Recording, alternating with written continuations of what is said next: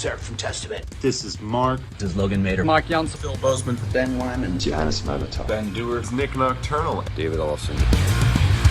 SOBRE, la dosis. Sobre la dosis. Sobre la dosis. SOBRE, la dosis.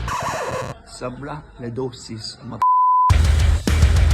Jonathan Montenegro. Jonathan Montenegro. Jonathan Montenegro. Jonathan Montenegro. With Jonathan Montenegro. Let's go! Better be listening because I know where you live. Hey, what's happening, Jonathan? How are you? Let me see. Let's get right to this. You're asking, technically, as a drummer, what's the difference between Death and Testament to play? Well, let me tell you, they are two completely different styles of bands. And I would always just try to serve each band's material the best that I could. Like with Chuck was always, I would always write my drum parts for Death, and Chuck was always like, yeah, man, it sounds great. I can play all my parts over your drums, so that's pretty cool. Chuck was always really open. And Eric Peterson, he has a vision when it comes to the drums, so I would try to help Eric achieve his vision. And I kind of being a programmable drum machine.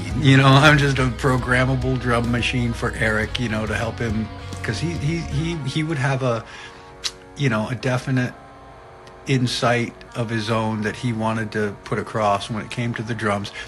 I would genize a few things, but a lot of times I would get the demo and just kind of learn the demos, and that's kind of the way it worked with Eric. He was very precise about what he wanted, and I always just wanted to help him achieve his vision of the song. So there you go. Any epic memories with the almighty Chuck to share with us? Man, there are just so many. Chuck was at heart a very, he was a very peaceful person. He loved animals, he loved gardening.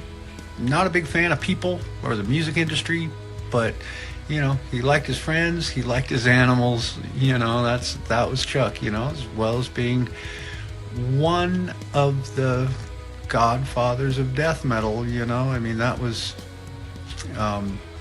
he was a great chef as well. There you go. He was a great cook. Boy, he cooked us up a bunch of amazing stuff when we spent those few years together. So that was pretty cool. His legacy will always live on.